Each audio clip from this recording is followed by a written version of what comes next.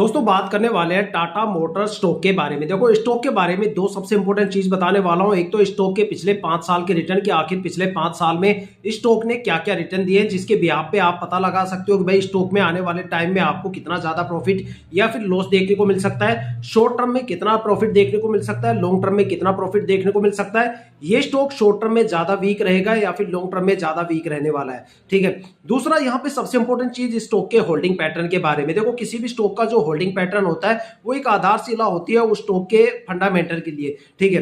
देखो किसी भी स्टॉक के अंदर अगर प्रमोटर की होल्डिंग 50% के नियर बाई है तो उस स्टॉक में कम से कम आपको इन्वेस्टमेंट करना चाहिए। कम से कम प्रमोटर की होल्डिंग 50% तो होनी चाहिए इन्वेस्टमेंट करने के लिए, क्योंकि अगर इससे कम अगर वहां पे होल्डिंग होती है तो वहां पे चिक चिक वाली प्रॉब्लम आके खड़ी हो जाती है। और अगर किसी भी स्टॉक के अंदर प्रमोटर की होल्डिंग 80-90% के आसपास होती है तो वो स्टॉक आने वाले टाइम में एक मल्टी बैगर स्टॉक बन जाता है और आने वाले टाइम में एक जबरदस्त रिटर्न उस स्टॉक से देखने को मिलता है। ठीक है। अगर इसके थोड़े से रिटर्न के बारे में बात करें तो पिछले 5 साल में स्टॉक ने क्या रिटर्न दिए हैं, किस टाइम ड्यूरेशन में ये वीक पड़ा है या फिर किस टाइम ड्यूरेशन में ज्यादा भर भर के रिटर्न देता है। तो यहाँ पे अगर स्टॉक की 1 वीक की होल्डिंग की बात करें तो स्टॉक में 7.8% की गिरावट देखने को मिली। 1 मंथ की होल्डिंग में 6.25% की गिरावट देखने को मिली। 3 महीने की होल्डिंग में 25.42% की गिरावट देखने को मिली। 6 मंथ की होल्डिंग में 25.99% की गिरावट देखने को मिली। 9 मंथ की होल्डिंग में 23.01% की गिरावट देखने को मिली। और अगर बात करें 1 साल की तो 1 साल में यहाँ पे 2.5% से ज्यादा का रिटर्न देखने को मिला।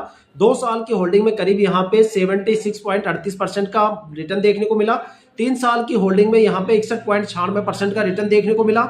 4 साल की होल्डिंग में यहाँ पे इन्वेस्टर्स का पैसा करीब 3.25 गुना से ज्यादा हो गया। 340% का रिटर्न स्टॉक ने दिया। 5 साल की होल्डिंग की बात करें तो यहाँ पे स्टॉक ने 311% का जबरदस्त रिटर्न दिया है। तो देखा जाए तो ये जो स्टॉक है शॉर्ट टर्म में बिल्कुल भी प्रॉफिटेबल नहीं है।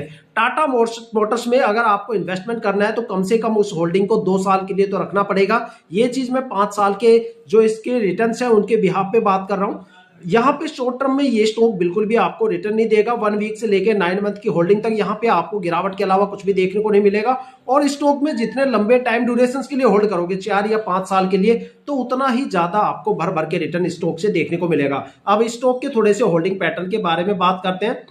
देखो यहाँ पे जो प्रमोटर की होल्डिंग पिछले साल थी वो 46.30% थी, जो इस साल 42.58% हो गई है।